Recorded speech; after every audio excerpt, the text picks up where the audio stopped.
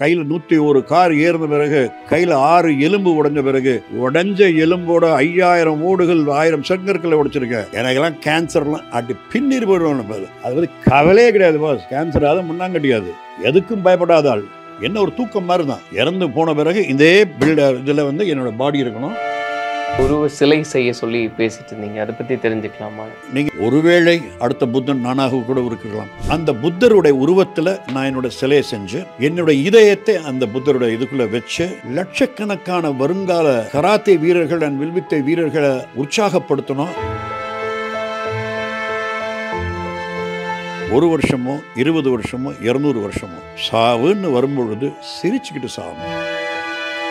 எல்லாருக்குமே வந்து ஆக்சுவலாக உண்மையை சொல்லப்போனால் யாருக்குமே கவலையும் இல்லை, யாருக்கும் சோகமும் இல்லை. ஏன்னா எல்லாருமே என்னை ரொம்ப நம்புகிறாங்க. எங்கள் வாத்தியார் எல்லாத்தையும் தாண்டி வந்துடுவார். அது பாருங்கள், எத்தனையோ தடைகளை தாண்டி இருக்காரு. ஃபயர் ஒன்றும் பண்ண முடியல, 4 நாகப்பாம்பு ஒன்றும் பண்ண முடியல, நெஞ்சில் எதுவும் 1060 பாறாங்கல் ஒன்றும் பண்ண முடியல, பாடியில் கார் இறந்தது ஒன்றும் பண்ண முடியல, சிலுவையில் ஏறந்தது ஒன்றும் பண்ண முடியல, இதுக்கு முன்னாடி என்னென்னமோ ஹெல்த் இஷ்யூஸ் பண்ண முடியல. அவரும் திரும்பி வருவார்னு அதனால் யாருக்குமே கவலைங்கிறதும் இல்லை, சந்தோஷமாக தான் இருக்காங்க. அவங்க தெளிவாக இருக்காங்க. இப்படி ஒரு சின்னதாக சஃபர் ஆக வேண்டிய ஒரு சுச்சுவேஷன் வருதே அப்படின்றதுல யாருக்காவது என்ன வருத்தம்ன்றது? சார், என் முன்னாடி அவங்க காமிக்கிறது இல்லை. என்னை சுற்றி பெரிய குரூப் எல்லாம் கிடையாது. ஏன்னா உள்ள அந்த ஹாஸ்பிட்டலில் 2 பேர் தான் அலவுடு. எனக்கு வந்து தாயாக மதர் மாதிரி காம்னா அண்ட் மஹிமா இவங்க தான் எனக்கு தாய். எனக்கு குழந்தைகள் இல்லை, தாய் இறந்து போயிட்டாங்க. பட் எனக்கு தாயாக என்னை, அதாவது தாயை விட நல்லா கவனிச்சுக்கிறாங்க. ஆனால் அவங்களுடைய முகத்தில் இது வரைக்கும் நான் வந்து சோகத்தை பார்க்கல. ஏன் சோகத்தை பார்க்கல? நான் வருத்தப்படக்கூடாதுங்கிறதுக்காக. ஏன்னா 8 வருஷமாக என்னோட இருக்காங்க. 8 வருஷமாக 24 மணி நேரம் வில்வித்தைன்னு பயிற்சி பண்ணியிருக்காங்க ஒலிம்பிக் மெடல் வாங்குறதுக்கு. அதனால் என்னோட தைரியம் அவங்களுக்கு வந்திருக்கும். ஸோ யாருமே இதை பற்றி அசரவும் இல்லை. சாவுங்கிறத நான் மக்களுக்கு கற்றுக் கொடுக்குறது என்ன தெரியுமா? நேருக்கு நேர் பார்க்கணும், சாவோட சண்டை போடணும், சாவை சவால் விடணும், ஒருவேளை செத்துட்டா அதை செலிப்ரேட் பண்ணணும். இதெல்லாம் பார்த்து அசர கூட ஆட்கள் நானும் என்னோட ஸ்டூடெண்ட்ஸும் கிடையவே கிடையாது. சாவு என்பது முடிவல்ல. முடிவுக்கு இங்கிலீஷில் என்ன சொல்லுங்கள்? எண்டு. அங்கே தான் தப்பி விடுறீங்க. முடிவுக்கு இங்கிலீஷில் எண்டே கிடையாது. முடிவுக்கு என்ன? டெசிஷன். முடிவுக்கு இங்கிலீஷில் என்ன? ரிசல்ட். ஸோ நீங்கள் சாவு என்பது ஒரு முடிவு என்று நினச்சிங்கன்னா ரொம்ப ரொம்ப தப்பு. சாவுங்கிறது ஒரு டெசிஷன் தான். ஒரு மனிதனாக நினைத்து எல்லாருக்கும் சாவு வரதான் போகுது. என்ன கேட்டால் பிளட் கேன்சர், அதுலேயும் கொடிய ஏப்ளாஸ்டிக் அனீமியா, வேகமாக கொல்லக்கூடியது மாதிரி ஒரு ஆண்டவன்ட்ட ஒரு மிகப்பெரிய வரம் இருக்க முடியாது. ஏன் வரம் இருக்க முடியாதுன்னா, பாஸ் நாளைக்கு டொப்புன்னு நெஞ்சை பிடிச்சிட்டு செத்துறானுங்க, ஒரு ஆக்சிடெண்ட்டில் செத்து போயிடுறாங்க. அவங்கள சுற்றி இருக்கிற ஃபேமிலி அவருக்கு என்ன பிடிக்கும், என்ன சாப்பிட்ருப்பாரு, என்ன நினச்சிருப்பாரு, இந்த ப்ராப்பர்ட்டி என்ன பண்ணணும், யாருக்குமே தெரியாது. எதை எழுதி வச்சுருக்காரா, ஒன்றுமே தெரியாது. இது எவ்வளோ பெரிய வரம் சார், எவ்வளோ பெரிய ஒரு ஆப்பர்ச்சுனிட்டி சார். நீங்கள் சாக போகிறீங்கன்னா ஒரு 4 நாளோ 5 நாளோ இருந்தால் அந்த 4 நாள் 5 நாளில் படிக்கக்கூடிய புத்தகங்களை படிக்கலாம். பகத்சிங் அவருக்கு தூக்கில் போடுறதுக்கு முன்னாடி அவர்கிட்ட கேட்டாங்க, உங்களுக்கு என்ன வேணும்னு. நான் படித்து கொண்டிருக்கும் புத்தகத்தை நான் முடிக்க வேண்டும் இருக்கு. எனக்கு நான் சொல்ல வேண்டிய விஷயங்கள் நிறைய இருந்தது. அதை இப்போ நான் என்னுடைய மாணவர்கள் மூலமாக சொல்லிட்டேன். என்னோட ஒரே ஒரு கனவு, தமிழ்நாட்டை சேர்ந்த ஒரு மாணவி, என்னுடைய மாணவி ஒலிம்பிக் மெடல் வாங்கணும். நான் எப்போவுமே ஓம்னு சொல்லுவேன். ஓம்னு என்ன? உலகத்தின் மிகப்பெரிய மந்திரம். ஆனால் நான் ஓம்னு என்ன சொல்லுவேன்னா ஒலிம்பிக் மெடல், OMனு சொல்லுவேன். ஸோ ஓம் Olympic medal, nothing but the Olympic மெடல்னு ஆச்சரி. காம்னா அசோக் குமார்னு ஒரு பொண்ணையும், மஹிமா பிரஜாபதினு ஒரு பொண்ணையும் நான் ட்ரெயின் பண்ணிட்டு வர்றேன். இவங்க 2 பேருமே சென்ற 8.5 ஆண்டுகளாக அவங்க சிந்தின ரத்தம், சிந்தின வேர்வை மாதிரி உலகத்தில் எவனும் பண்ணியிருக்க முடியாது. அவ்வளோ கஷ்டப்பட்டுருக்காங்க வில்வித்தைக்கு. 16 மணி நேரம் தினசரி பயிற்சி, சண்டே மண்டே கிடையாது. கொரோனாலையும் ப்ராக்டிஸ் பண்ணிட்டு இருந்தாங்க. இவங்க டெஃபினட்டாக ஒலிம்பிக் மெடல் வாங்க, 100% வாங்கி தீருவாங்க. அது ஒன்று தான் எனக்கு கனவு. அதனால் இதுக்கு முன்னாடி ஷாஷன் ஜெயின் காலேஜ் அதோட ஓனர் மிஸ்டர் அபய்குமார், இந்த கனவுக்காக அவருக்கும் இது ஒரு பெரிய கனவு. கோடிக்கணக்கில் செலவு பண்ணார் இந்த பசங்களுக்கு ப்ராக்டிஸ் பண்ணுறதுக்கு. ஆனால் ஒரு காலகட்டத்தில் அவருக்கு வந்து கொஞ்சம் நெருக்கடிகள் இருந்ததுனால, சார் நீங்கள் செலவு பண்ண வேணாம், நானே பார்த்துக்கிறேன்னா நானே எல்லாம் பார்த்துட்டு இருந்தேன். இதுக்கு மேலே என்ன ஆகுங்கிறது தெரியல. ஏன்னா பெற்றோர்கள் இருக்காங்க, பெற்றோர்கள் நம்ம குழந்தைக்கு கல்யாணம் பண்ணணும், பெண்கள் குழந்தைகள் இருக்கிறதுனால அவங்களுக்கு வேலை வாங்கணும்னு. அதனால் நான் என்ன டிசைட் பண்ணிட்டேன்னா, நான் கட்டி வைத்த இந்த கலை மாளிகை, இது கலை மாளிகை தான் சொல்லணும். வில்வித்தை இருக்குது, சிலைகள் இருக்குது, இது இருக்குது. இந்த மாளிகையை உடனடியாக விற்று அந்த பணத்தை எல்லாத்தையும் இவங்க ஒலிம்பிக் மெடல் வாங்குறதுக்காக செலவு பண்ணணுங்கிறது தான் என்னோடய ஒரே ஆசை. இந்த ஒலிம்பிக் மெடல் வாங்கணும். இதுக்கு உதயநிதி ஸ்டாலின் ஸ்போர்ட்ஸ் மினிஸ்டர், அவருக்கு நான் ஒரு வில்லே வந்து எனக்கு கிஃப்டாக கொடுத்துருக்கேன். அவர்கிட்ட ஒரே ஒரு கோரிக்கை என்ன, நாங்கள் ப்ராக்டிஸ் பண்ணிட்டு இருந்த கிரவுண்டை கொஞ்சம் விட்டு வைங்க, அதில் ஒரு ரோடு வருது. அந்த ரோடு வருதுன்னு தெரிஞ்ச உடனே தான் எனக்கு பயங்கரமான ஷாக்காகி ரத்த காஃப் எடுத்து பண்ணேன். ஸோ அவரை வச்சு வந்து அதை எப்படியாவது பண்ணணும், அது கோரிக்கை. இந்த பில்டிங்கை வேறு யாருக்காவது விற்கலாம். இது வந்து ஒரு பெரிய ஒரு சரித்திர கோயில், ஒரு கலை கோயில். யாருக்கோ வாங்கி அதை வந்து ஃப்ளாட் கட்டுறதை விட, என்னுடைய இன்னும் ஒரு பெரிய மாணவன் கல்யாண்குமார், அவனுக்கு பேர் வந்து பவன் கல்யாணம், நான் தான் வச்சேன். இங்கே 1.5 வருஷம் இங்கே ட்ரெயின் பண்ணார். அவர் ட்ரெயின் பண்ணி அவரே பல சாதனைகள் பண்ணார். அவருக்கு என்னோடய கோரிக்கை, முடிந்தால் நீங்கள் இப்போ பெரிய கோடீஸ்வரர் டெப்டி சீஃப் மினிஸ்டர், இந்த பில்டிங்கை நீங்களே அந்த 11 கோடி ரூபாய்க்கு வாங்கி இதை வந்து ஒரு பெரிய கலை கோயிலாக மாற்றி அந்த 11 லட்சம் கோடி ரூபாவை நான் ஒரு சின்ன ட்ரஸ்ட் மாதிரி ஃபார்ம் பண்ணுறீங்க, அதுக்கு நீங்கள் கொடுத்து எங்களுடைய கனவுகளை நீங்கள் நனவாக்கலை. ஏன்னா உங்களுடைய கனவு, நாங்கள் பேசுவோம், நான் பெரிய கராட்டே வீரன் ஆகணும், நான் இந்த நாட்டை ஆளணும்னு அப்போவே நாங்கள் பேசுவோம். காலையில் எனக்கு டீ போட்டு அவர் தான் கொண்டு வருவார். இந்த இடத்த சுத்தம் பண்ணுறது அவர் தான். அவருக்கு பேர் நாங்கள் தான் கொடுத்துருக்கேன். ஸோ ஒருவேளை அவர் காதுகளுக்கு இது செல்லவில்லை என்றால், காதுகளுக்கு சென்றால் டெஃபினட்டாக அவர் உடனே வருவார். அப்படி செல்லவில்லை என்றால் இந்த ப்ராப்பர்ட்டியை விற்றுட்டு என்னோட ஒரே எய்ம் ஒலிம்பிக் மெடல் வாங்கணும். அது எதுவுமே வேண்டாம். மாஸ்டர், இந்த பிளட் கேன்சர் அப்படின்னு ஃபஸ்ட்டு தெரிய வந்தது எப்போ? முதல்ல இதோடைய வீரியம் என்னவா இருக்கும், அதை பற்றி? 7 நாளைக்கு முன்னாடி, 7 நாள் 6 நாளுக்கு முன்னாடி சரி. என்ன வகையான இரத்த? இது வந்து அக்யூட் லிக்கேமியா. அதாவது லிக்கேமியாங்கிறது பிளட் கேன்சர். அதில் அக்யூட்டுங்கிறது இருக்கிறதுலே ஃபாஸ்ட்டாக போகிறது. அதுதான் முதல்ல சஸ்பெக்ட் பண்ணாங்க. பட் அது கூட ட்ரீட் பண்ணலாம். ஒரு மாதமோ 2 மாதமோ 1 வருஷமோ இருக்கலாம். ஆனால் இது வந்து ஏப்ளாஸ்டிக் அனீமியா என்கிற பிரிவை சார்ந்தது. ஏப்ளாஸ்டிக் அனீமியாவில் பிளட்டு செல்லே ப்ரொடியூஸ் ஆகாது.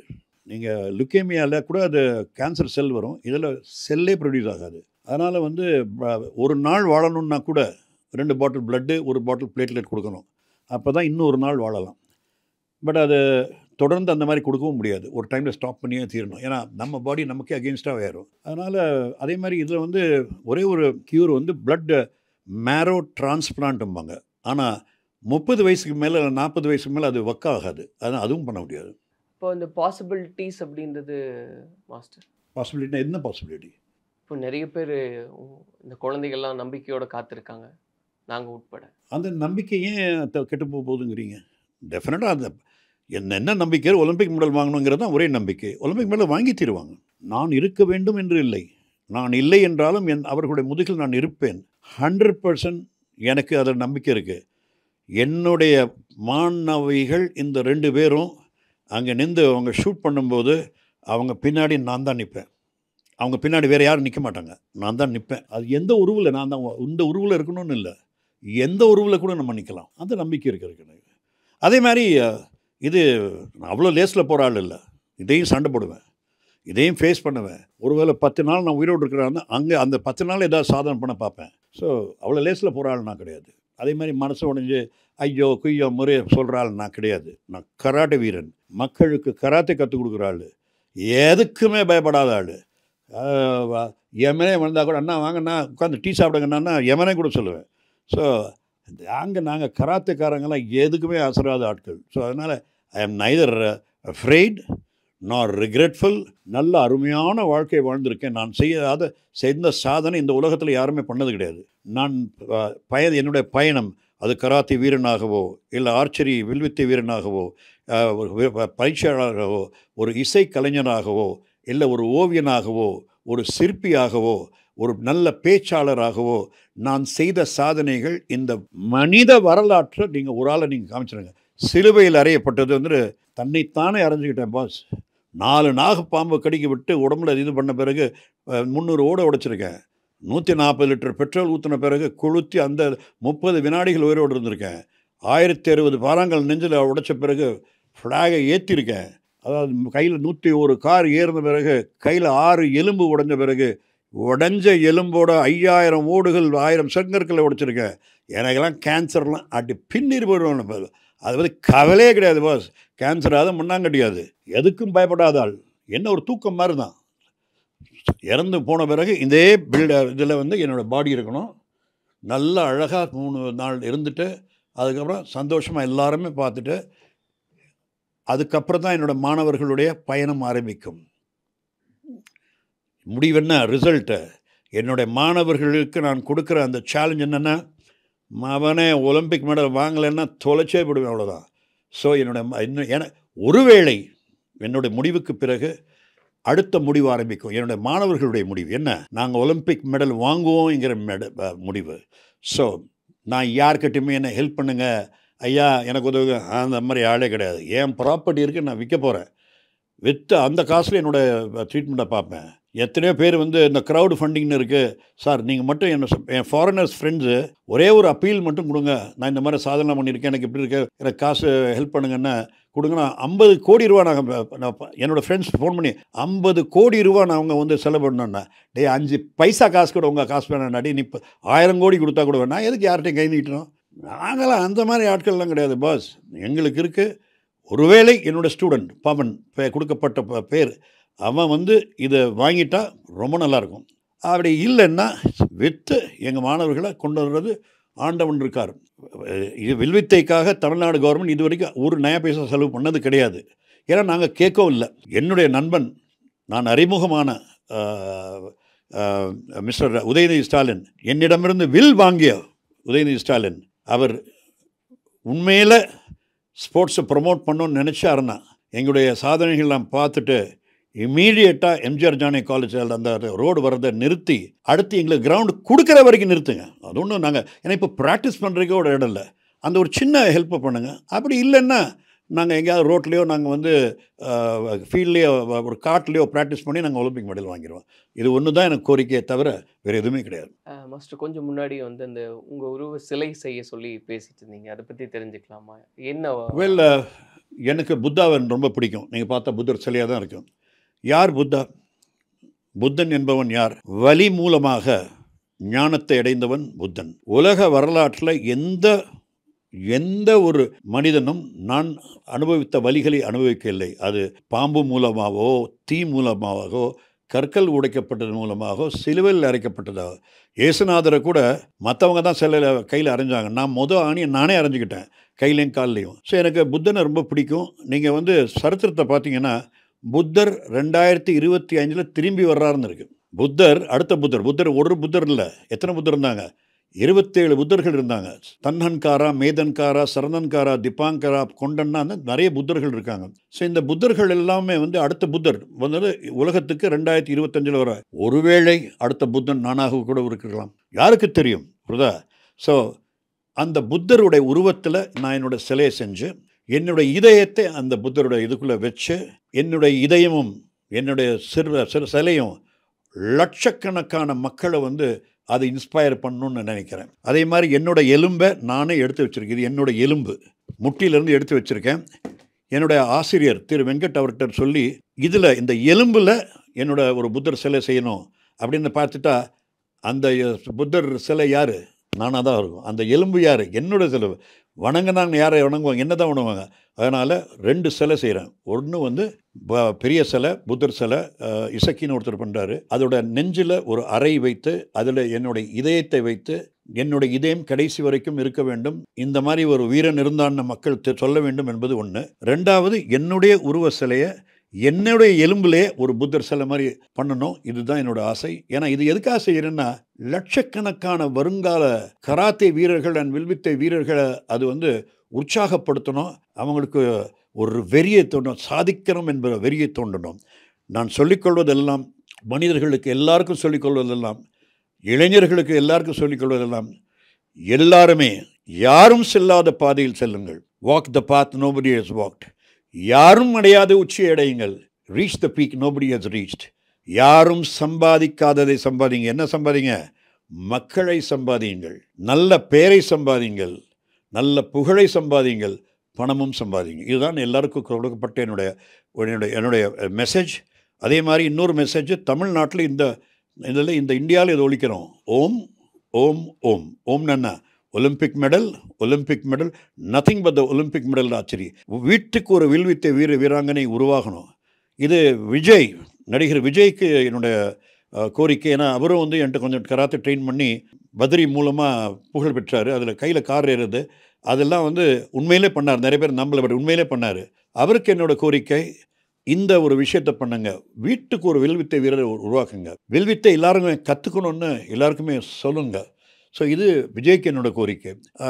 உதயநிதி ஸ்டாலினுக்கு என்னோட கோரிக்கை, அந்த ரோடை உடனே நிப்பாட்டி எங்களுக்கு இடம் கிடைக்கிற வரைக்கும் எங்கள் ஸ்டூடெண்ட்ஸ் அங்கே ப்ராக்டிஸ் பண்ண விடுங்க. என்னுடைய மாணவர், பிரதான மாணவர், பிளாக் பெல்ட் பவன் கல்யாணுக்கு கோரிக்கை, யாரோ வாங்கி இந்த பில்டிங்கில் வந்து இந்த ஃப்ளாட் கட்டுறதை விட நீங்கள் வாங்கி அந்த பணத்தில் எனக்கு என்னோடய ட்ரீட்மெண்ட்டு, என்னோடய வில்வித்தை வீராங்கனை பண்ணணும். அது வந்து இதை வந்து ஒரு கோயிலாக, ஒரு கலை கோயிலாக இருக்கணும். என்னோடய சிலை இங்கே இருக்கணுங்கிறது பவன் கல்யாணுக்கு என்னோடய கோரிக்கை. பண்ணால் உண்மையான ஒரு மாணவனாக ஒரு கடைசி வரைக்கும் இருப்பார். விஜய் பண்ணார்னா உண்மையான ஒரு தலைவராக இருப்பார். இது உதயநிதி ஸ்டாலின் பண்ணார்னா உண்மையான வருங்கால முதல்வராக அவர் இருப்பார். இதுதான் என்னுடைய கோரிக்கை. அவ்வளோதான். நிறைவாக ஒரே ஒரு கேள்வி மாஸ்டர், கொஞ்சம் யோசிச்சு கூட நீங்கள் சொல்லுங்கள். ஏதாவது ஒரு வருத்தம் உண்டா உங்களுக்கு? ஏதாவது வருத்தம் உண்டா? எனக்கு சில வருத்தங்கள் இருக்குது. என்ன வருத்தங்கள் இருக்குன்னு, அந்த உலகம் பூரா நான் சுற்றணும்னு நினச்சேன். இன்றைக்கி இது கேன்சர் தெரியணும். அடுத்த நாள் நானும் என்னோடய மிக நெருங்கிய நண்பர் திரு பாலசுப்ரமணிய ஆதித்த தினத்தந்தியோட ஓனர், நாங்கள் வந்து மாஸ்கோ போகிறதா இருந்தது. அவரோட தான் நாங்கள் உலகம் சுற்றுவோம். நாங்கள் 2 பேருமே வந்து அந்த உலகத்தை சுற்றி பார்க்கணுன்னு நினச்சோம்.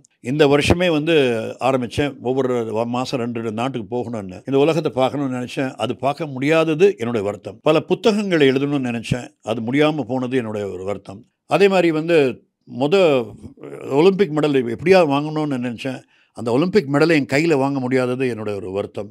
எனக்கு வந்து I always felt that archery association of இந்தியாவில் வந்து இப்போ நான் வந்து ஒரு டைரக்டர் ஆஃப் கோச்சஸ் கமிட்டியாக இருக்கேன். வேணும்னு எனக்கு அந்த சேர்மனை கொடுக்காம அந்த பாலிடிக்ஸ்னால் இருந்தது. நான் அவங்களுக்கு லெட்டரும் அனுப்பியிருக்கேன். முதல்ல நான் போகிறதுக்குள்ளே எனக்கு சேர்மன் ஆக்குங்கடான்னு. அது ஆக்கினாங்கன்னா நல்லாயிருக்கும். அப்படி இல்லைன்னா அதை பற்றி எனக்கு இது வருத்தம்னு சொல்ல முடியாது. பண்ண முடியலே என்கிற ஒரு சின்ன ஏக்கம் தான். நான் எதை பற்றி நான் வருத்தப்படுற ஆள் கிடையாது. நேரம் நெருக்குதே, இவ்வளவும் இருக்குன்னு நீங்கள் சொல்கிறீங்க. அந்த நேரம் நெருக்கிறது அப்படின்றது ஒரு ஷார்ட் டைமாக இருக்கு அப்படின்றத ஒட்டி. ஷார்ட் டைம்னு அவ்வளோ இல்லை. நீங்கள் சொன்னீங்க உலகம் முழுக்க பார்க்கணுன்னு நினச்சேன். அது இன்னும் 2 வருஷம் இருந்தாலும் போயிடுவேண்ணா. பாஸ் என்ன பாஸ், இன்னும் ஒரு வருஷம் இருந்தால் கூட உலகத்தை சுற்றி வந்துடுவேண்ணா.